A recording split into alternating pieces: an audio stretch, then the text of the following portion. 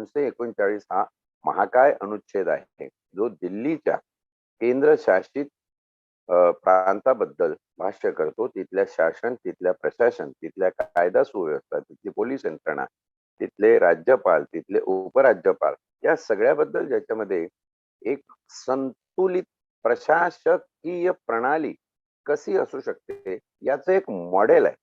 दिल्लीचं प्रशासकीय मॉडेल हे आज जगामध्ये अभ्यासला जाणारं एकमात्र लोकशाहीचं संविधानिक मॉडेल म्हणून समजलं जात आहे. तर या मॉडेलची जी काही वैशिष्ट्य आहे, या मॉडेलची रचना ज्या पद्धतीनं केलेली आहे की कोणीही एक घटक पॉवरफुल होऊन आपली सिस्टम, आपली व्यवस्था, शासन असो प्रशासन असो हायजॅक करू शकणार नाही, तिचं अपहरण होणार नाही आणि त्याच वेळी जी काही संस्था आपली संविधानानुसार कार्यरत आहे ती अविरत कार्यरत राहील, बिनदिक्कत कार्यरत राहील आणि या कार्यप्रणालीमधून जन कल्याण कसं साधलं जाईल, जो अल्टिमेट उद्देश आपल्या संविधानाचा आहे, त्याबद्दलचं हे मॉडेल अतिशय वेगळं आगळं असं मॉडेल आहे. आणि म्हणून आपण याचा अभ्यास, मला वाटतं आज तिसरं आपलं पुष्प आपण याच्यावर हे करतोय, चर्चा घालतोय आणि त्या दृष्टीने आपण आज 239 अनुच्छेदाचे जे आधी 3 समभाग बघितले, त्या समभागामध्ये आपण समुचित विधानमंडळ, राज्यपाल, उपराज्यपाल त्यांची नियुक्ती, राष्ट्रपतींचा हस्तक्षेप, जसं मी सुरुवातीलाच या केंद्रशासित प्रदेश म्हणजे हा जो 8वा भाग आहे संविधानाचा त्याची चर्चा करताना सांगितलं होतं, त्याची आठवण एवढ्यासाठी करून देतो की पुढे आपल्याला हे याचीच रिपिटेशन, ही उजळणी थोडीशी करणं आवश्यक आहे. ही उजळणी अशी की राष्ट्रपती प्रेसिडेन्शियल मॉडेल ऑफ डेमोक्रेसी याची झलक आपल्याला या ठिकाणी बघायला मिळते की अल्टिमेट जर कोणाला जास्त महत्व संविधानाने दिलं असेल तर ते संसदेपेक्षाही काही प्रमाणात जास्त महत्व हे राष्ट्रपतीच्या पदाला दिलेलं आहे. आणि त्या दृष्टीनं ही वेगळी एक यंत्रणा कशी दिल्ली प्रांतासाठी, दिल्लीच्या केंद्रशासित प्रदेशासाठी, जे राज्यही आहे आणि केंद्रशासित प्रदेश आहे, परंतु राज्य आणि केंद्रशासित प्रदेश याच्या मधलं विकसित झालेलं दोघांच्या संक्रमणापासून निर्माण होणारं तिसरं असं शासकीय युनिट कसं असू शकेल त्याचं मॉडेल म्हणून आपण दिल्लीच्या प्रशासनाचा या ठिकाणी विचार करतो. आणि म्हणूनच दिल्लीच्या एकंदर शासन प्रशासनाबद्दल जे काही अनुच्छेद 239 मध्ये वर्णन केलेलं आहे ते इतकं विस्तृत आणि क्रमवार जास्त लांबलेलं आपल्याला दिसतंय. आपण याचा विचार करूया. आज 4था समभाग आपण याचा घेऊया. याचं वाचन आधीच झालेलं आहे, आता विवेचनाला सुरुवात करू. समभाग 4 अनुच्छेद 239 असं सांगतो की कोणत्याही कायद्याद्वारे किंवा अन्वये उपराज्यपालाने आपल्या विवेकाधिकारानुसार, खूप सुंदर शब्द वापर,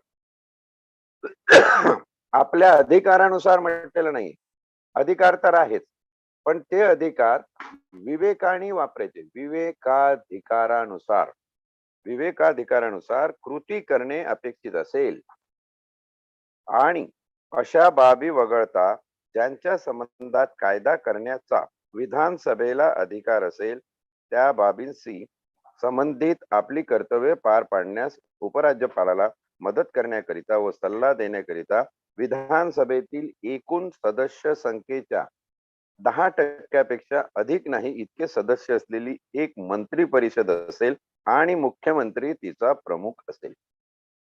त्याला एक परंतुक आहे, ते परंतुक आपण नंतर बघू. पहिला हा संदर्भ बघू की उपराज्यपालाचं पद जे दिल्ली आणि फक्त दिल्ली शासकीय मॉडेलमध्ये तुम्हाला दिसत आहे, ज्याची निर्मिती राष्ट्रपतीने स्वतः त्यांच्या अधिकाराखाली केलेली आहे, त्या उपराज्यपालांनी,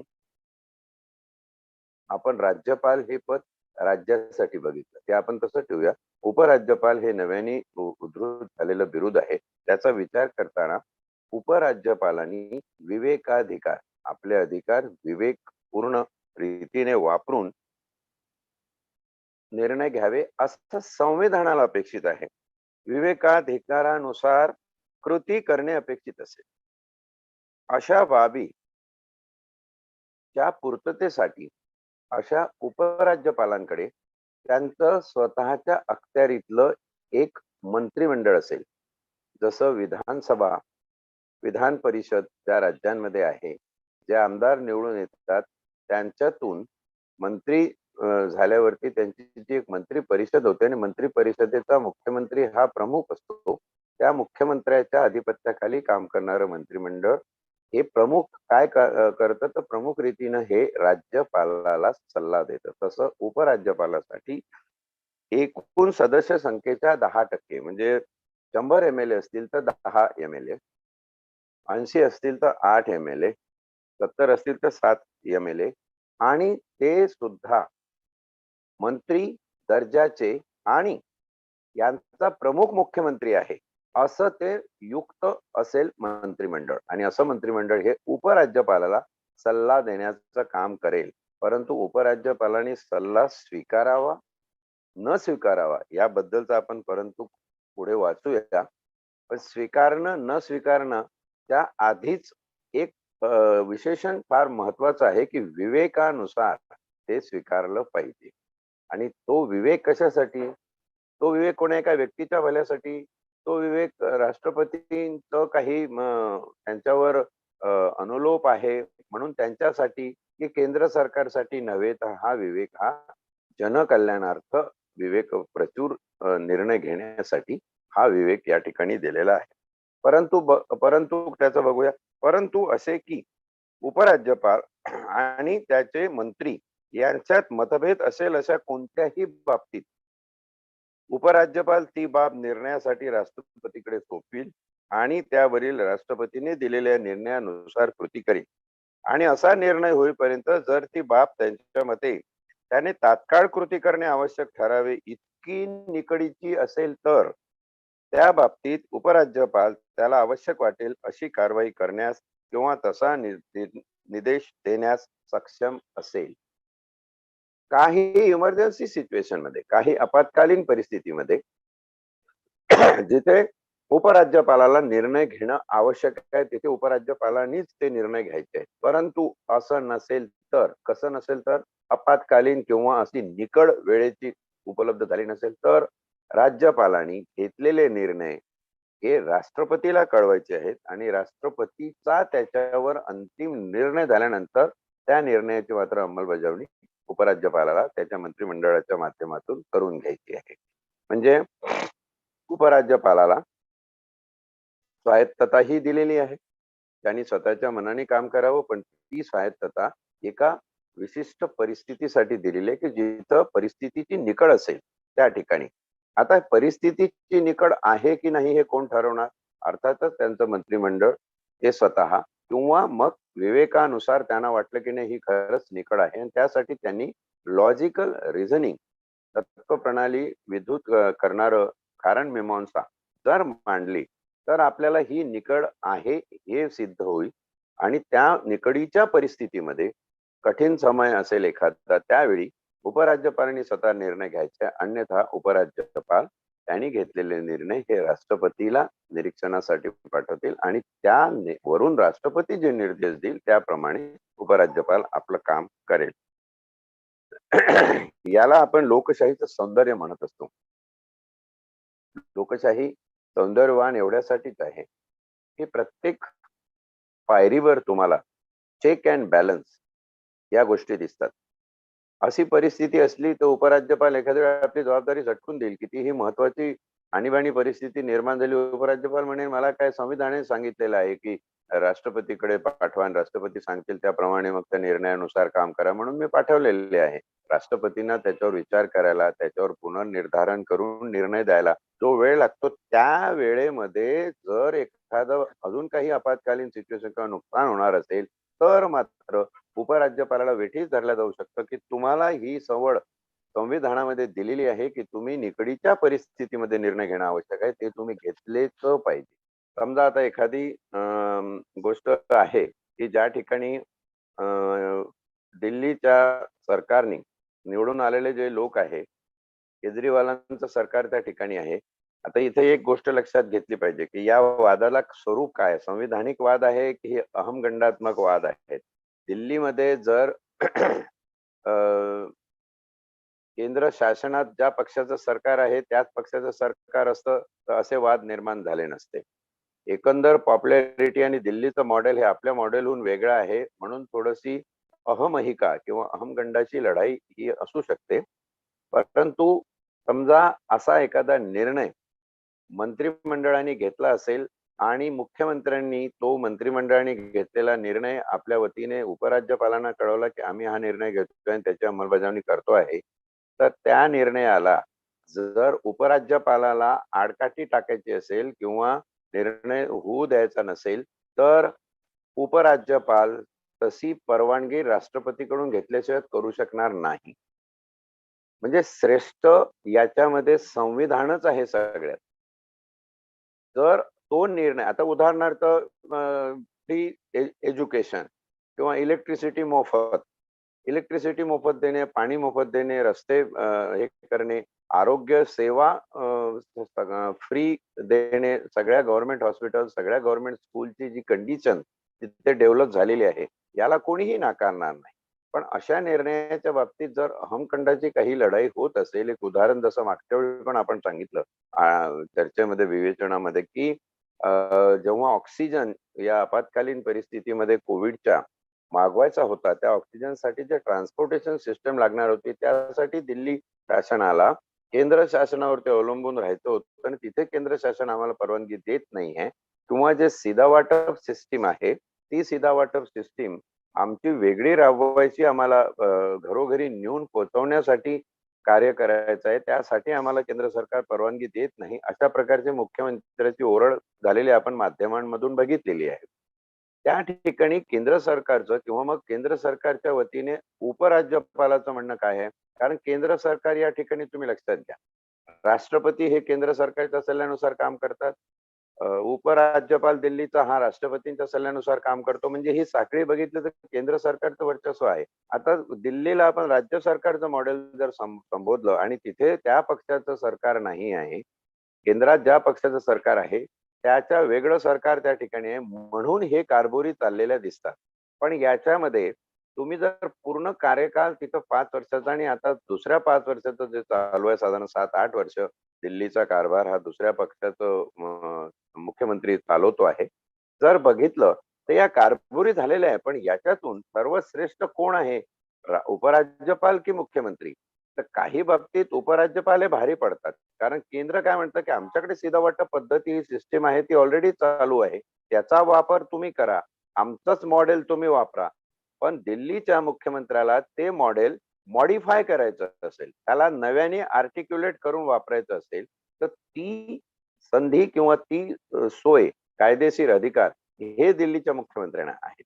आणि असंही जेव्हा होतं, तेव्हा मग ती सत्तेची म्हणा किंवा आपल्या अधिकारांची, हक्काची अहमहिका सुरू होते आणि त्याच्यामध्ये मग उपराज्यपाल हे मध्ये बऱ्यापैकी त्यांचं सँडविच होतं, असं या सिस्टीम मध्ये आपण बघतो आहे.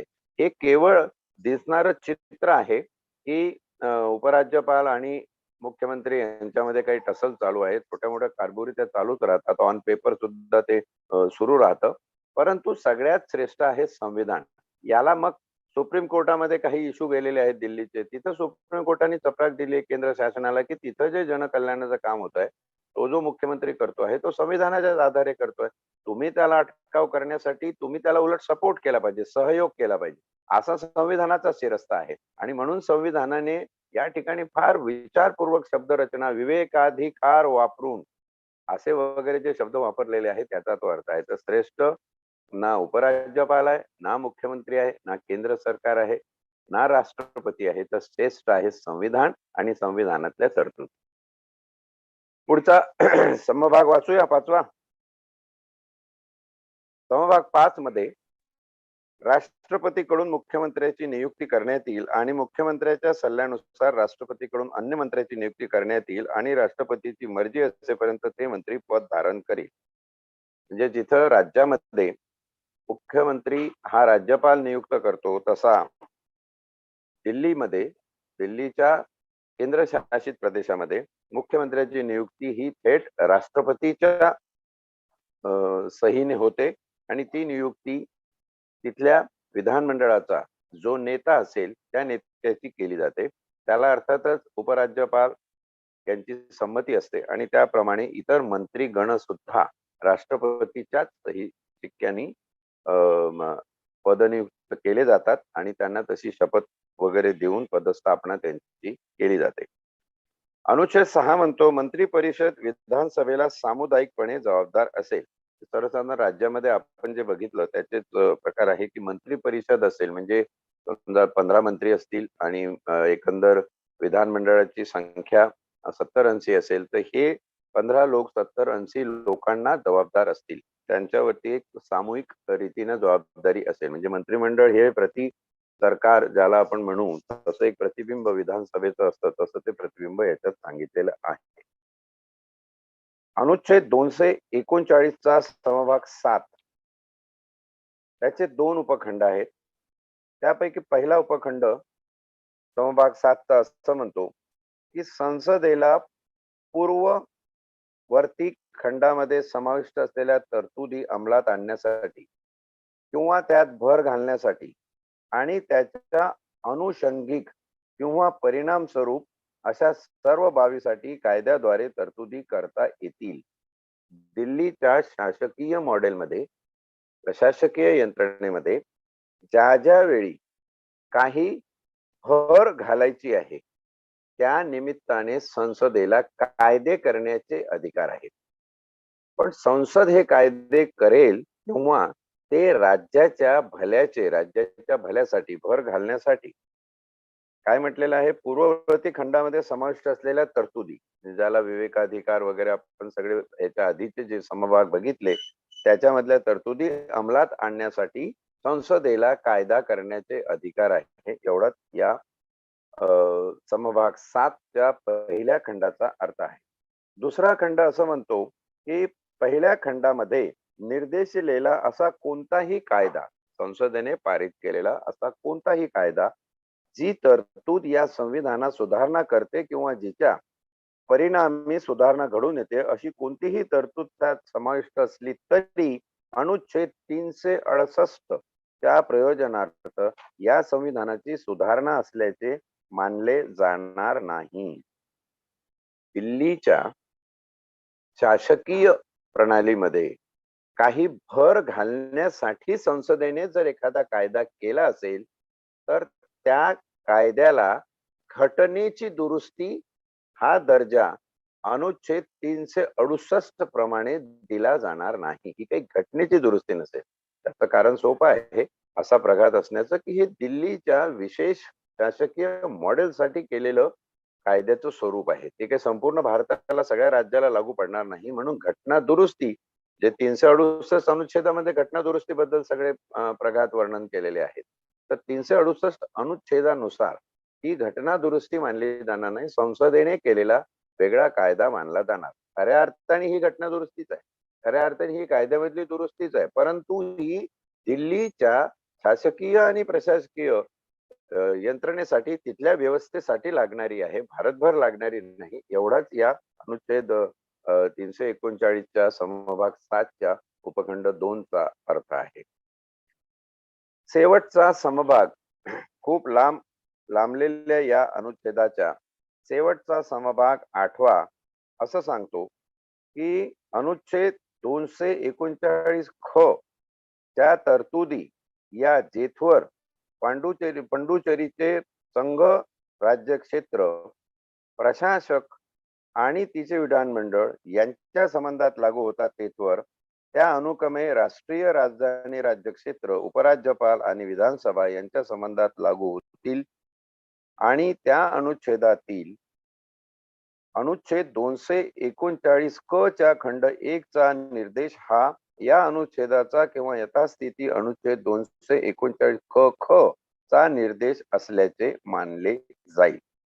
याच्यामध्ये पांडेचेरीच्या मॉडेलसाठी संसदेने ज्या काही तरतुदी अनुच्छेद 239 ख मध्ये केलेल्या आहेत त्या तरतुदी काळ वेळ पडेल तशी यंत्रणेला सपोर्ट होईल त्या पद्धतीने दिल्लीच्या प्रशासकीय मॉडेल मध्ये वापरल्या जातील आणि त्यांचा वापर जेव्हा होईल तेव्हा त्या या संविधानातल्या तरतुदी आहेत असं संबोधलं जाईल.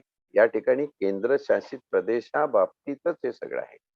केंद्रशासित प्रदेशाबाबतीत जर एखादं धोरण पांडिचेरीला लागू पडत असेल, तर ते धोरण दिल्लीलाही लागू पडेल. लागू पडेलच, कंपल्सरी असं नाही. दिल्लीला लागू पडेल कारण ते या संविधानातल्या तरतुदीप्रमाणे असेल, असं संविधानाचं म्हणणं आहे. परंतु ते तत्व किंवा तसा कायदा पांडिचेरीसाठी जो प्रभावाने बनवलेला आहे, तो पांडिचेरी प्रभावी कायदा आपल्या दिल्लीच्या मॉडेलमध्ये वापरायचा की नाही याचा निर्णय तिथलं मंत्रिमंडळ, तिथले मुख्यमंत्री, तिथले उपराज्यपाल आणि गरज पडल्यास राष्ट्रपती हेही त्याच्यामध्ये हस्तक्षेप वेळप्रसंगी करू शकतात. म्हणजे पांडिचेरीसाठी केलेले काही नियम हे दिल्लीसाठीही लागू पडतील, कारण शेवटी हे केंद्र शासित प्रदेशाचा भाग आहे. या ठिकाणी संविधानिक यंत्रणा बंद पडल्यास तरतूद.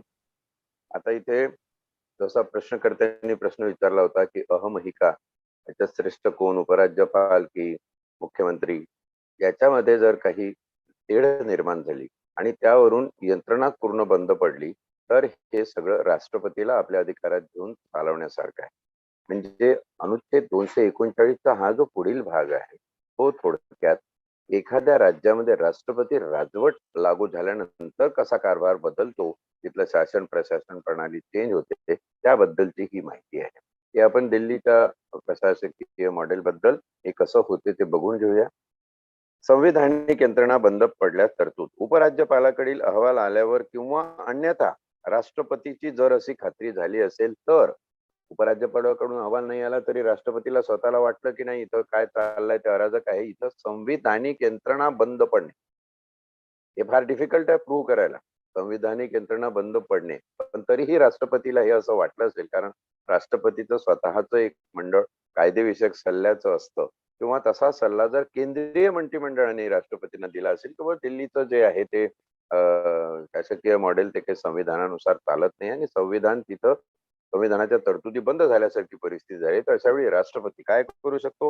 अनुच्छेद 239 क क किंवा त्या अनुच्छेदानुसार करण्यात आलेल्या कोणताही कायदा त्याच्या तरतुदीनुसार राष्ट्रीय राजधानी राज्य क्षेत्राच्या प्रशासन चालवणे आवश्यक झाले आहे, अशी परिस्थिती उद्भवली आहे, किंवा राष्ट्रीय राजधानी राज्य क्षेत्राच्या योग्य प्रशासनाकरता तसे करणे आवश्यक किंवा उचित आहे, तर राष्ट्रपतीला अनुच्छेद 239 क क ची कोणतीही तरतूद किंवा त्या अनुच्छेदानुसार करण्यात आलेल्या कोणत्याही कायद्याच्या सर्व किंवा कोणत्याही तरतुदी त्यांचे प्रवर्तन म्हणजे सस्पेंड करणे, थांबवणे, बदलणे, त्याला रिकन्स्ट्रक्ट करणे, पुनर्निर्धारित करणे, प्रवर्तन अशा कायद्यामध्ये विनिर्दिष्टित करण्यात येईल अशा कालावधीसाठी आणि अशा शर्तींच्या अधीन राहून निलंबित करता येईल.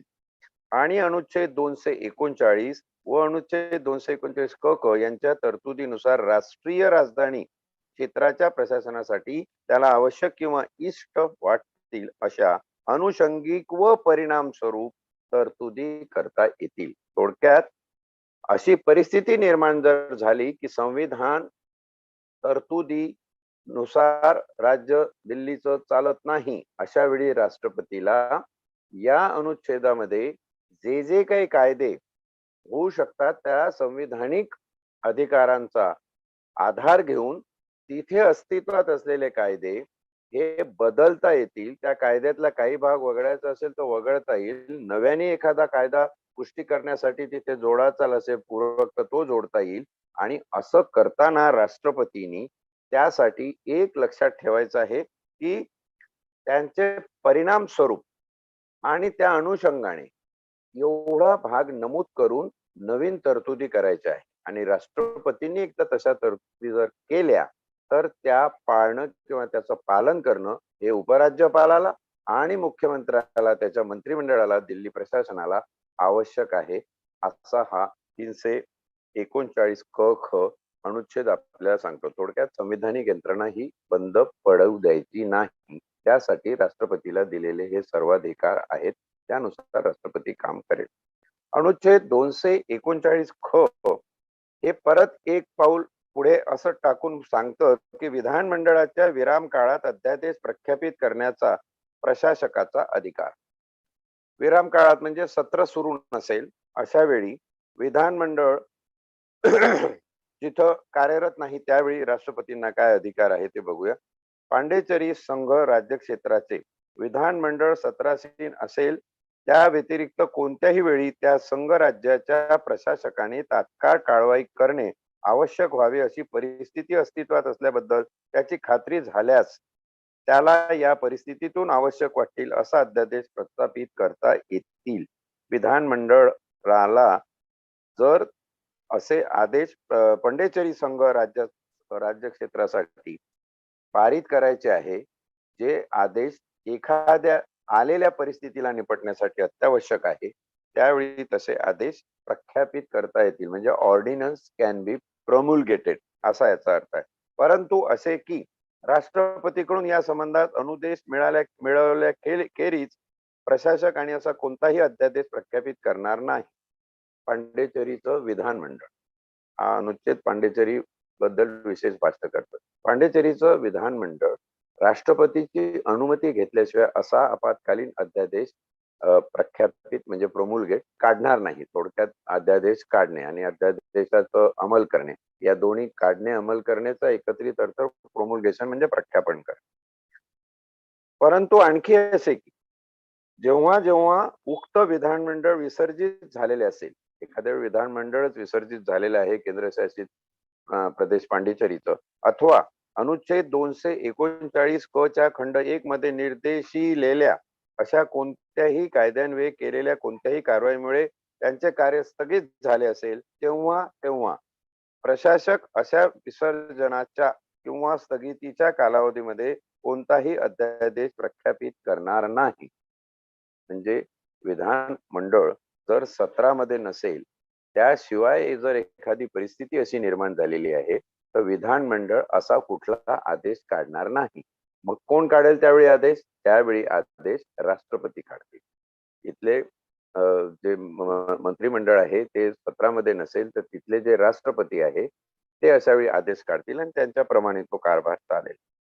समभाग 2 असं म्हणतोय, अनुच्छेद 239 ख चा राष्ट्रपतीच्या आदेशांच्या अनुरोधाने या अनुच्छेदान्वये प्रख्यापित केलेला अध्यादेश हा अनुच्छेद 239 क च्या खंड 1 मध्ये निर्देशिलेल्या अशा कोणत्याही कायद्यात त्या संबंधी अंतर्भूत असलेल्या तरतुदीचे अनुपालन करून रीतसर अधिनियमित करण्यात आलेला संघ राज्य क्षेत्राच्या विधिमंडळाचा अधिनियम असल्याचे मानले जाईल. असा प्रत्येक अध्यादेश राष्ट्रपतीचा अध्यादेश हा विधानमंडळाने पारित केलेल्या अध्यादेशासारखाच कायदेशीररित्या संबोधला जाईल. मात्र असा प्रत्येक अध्यादेश, शेवटचे 2 त्याला माहितीचे खंड लावलेले आहेत, परंतु असा अध्यादेश क्रमांक 1 संघ राज्य क्षेत्राच्या विधानमंडळासमोर ठेवला जाईल. बघा, विधानमंडळ सत्रामध्ये नाहीये, अशा वेळी राष्ट्रपतीने असा अध्यादेश जारी केलेला आहे. तो विधानमंडळ परत सत्रामध्ये आलं की त्यांच्या समोर ठेवला जाईल व विधानमंडळाचे सत्र पुन्हा भरल्यानंतर 6 आठवडे संपतात किंवा तो कालावधी संपण्यापूर्वी तो अध्यादेश अमान्य करणारा ठराव विधानमंडळाने पारित केल्यास तो ठराव पारित होताच अंमलात असल्याचे बंद होईल. आणि असा अध्यादेश जर विधानमंडळाने, जो विधानमंडळाचे सत्र नसताना राष्ट्रपतींनी काढलेला आहे, तो सत्र सुरू झाल्यावर जर विधानमंडळाने अमान्य करायचं ठरवलं तर तो तिथपासून कार्यरत होण्याचं बंद होईल. म्हणजे राष्ट्रपतीचे जे आदेश आहे ते आदेश विधानमंडळाने सर्व संमत करून घेतले पाहिजे, कारण शेवटी संविधानिक लोकशाही आहे. दुसरं असं म्हणतो की त्या संबंधात राष्ट्रपतीकडून अनुदेश मिळविल्यानंतर प्रशासकाला कोणत्याही वेळी ते मागे घेता येतील. मग राष्ट्रपती म्हणाले की आम्ही एका आपत्कालीन परिस्थितीमध्ये विधानमंडळाचं सत्र सुरू नव्हतं म्हणून हा अध्यादेश काढलेला आहे, तो अध्यादेश आता तुमचं सत्र सुरू झालंय, मी मागे घेतो असं म्हणून राष्ट्रपतीला स्वतः मागे घेता येईल किंवा विधानमंडळ त्याच्यावरती सर्वानुमते ठराव घेऊन तो मागे घेईल किंवा सुरूही ठेवू शकतं. म्हणजे विधानमंडळाचा संविधानिक अधिकार या ठिकाणी अधोरेखित केलेला आहे. अनुच्छेद 239 क ख चा समभाग 3 पुढे असं सांगतो की अनुच्छेद 239 क च्या खंड 1 मध्ये निर्देशिलेल्या अशा कोणत्याही कायद्यात अंतर्भूत असलेल्या त्या कायद्यासंबंधीच्या तरतुदीचे अनुपालन करून केलेल्या संघ राज्य क्षेत्राच्या विधिमंडळाच्या अधिनियमात जी तरतूद अधिनियमित केली असता जी विधिग्राह्य होणार नाही अशी कोणतीही तरतूद या अनुच्छेदान्वये अध्यादेश करीत असेल तर व तेथवर तो अध्यादेश शून्यवत होईल. अध्यादेशामध्ये राष्ट्रपतीने काढलेल्या अध्यादेशामध्ये जेव्हा हस्तक्षेप विधानमंडळाच्या सत्रामध्ये विधानमंडळाचा सर्वानुमते केला जाईल, त्या अध्यादेशामधला जो भाग महत्वाचा आहे तो त्यांना जो योग्य वाटतो तो तितका भाग वगळून बाकीचा जो भाग आहे तो बंद झालेला आहे असं समजण्यात येईल. उदाहरणार्थ कोविडच्या सिच्युएशन मध्ये जर असं राष्ट्रपतींनी एखादा अध्यादेश काढला असेल, त्या अध्यादेशानुसार काही कोविड सेंटर्स निर्माण झालेली असतील आणि आता विधानमंडळाला कोविड गेलेला आहे म्हणून त्या सत्रामध्ये त्यांनी त्याच्यावर पुनर्विचार करून त्याच्यातले किती मंडळ केंद्र जी आहे कोविड केंद्र ही सुरू ठेवायची, किती बंद करायची, किती केंद्रामध्ये किती स्टाफ ठेवायचा वगैरे हे छोटे लहान लहान चेंजेस आहे ते विधानमंडळाच्या अखत्यारीत विधानमंडळात करता येतील. मुख्य अध्यादेश राष्ट्रपतीकडून जारी केलेला त्याच्यामधला महत्वाचा भाग आहे, त्यांना योग्य वाटला असा प्रशासकीय भाग ठेवून इतर भाग ते त्याच्यातून काढून टाकू शकतील अशा प्रकारच्या या तरतुदी आहेत. अनुच्छेद 239 घटनेचं बरंच लांबलेलं आहे, परंतु पांडिचेरी दिल्ली एकंदर केंद्रशासित प्रदेशासाठी आणि म्हणून आपण एक वरचा अनुच्छेद बघितला की पांडिचेरीसाठी केलेले नियम हे दिल्लीसाठी लागू पडतील. म्हणजे हा जो शेवटचा अनुच्छेद आहे याच्यामध्ये राष्ट्रीय परिक्षेत्र राष्ट्रीय संघराज्य क्षेत्र म्हणून दिल्लीचा उल्लेख नसला तरीही आधीच्या अनुच्छेदानुसार हे जे नियम आहेत ते दिल्लीच्याही प्रशासनाला लागू पडतील. यानंतर आपण विकसित संघ राज्य क्षेत्रासाठी विनिमय करण्याचा राष्ट्रपतीचा अधिकार, त्याच्यामध्ये अंदमान निकोबार, लक्षद्वीप, दादरा नगर हवेली, दमन दीव व परत पांडिचेरी या सगळ्या बाबतचं विवेचन उद्या बघणार आहोत. उद्याच्या पुष्प गुंफताना आपण याचा विचार करू. तोपर्यंत आज वेळ झालेली आहे म्हणून इथेच थांबण्याची अनुमती घेतो. धन्यवाद.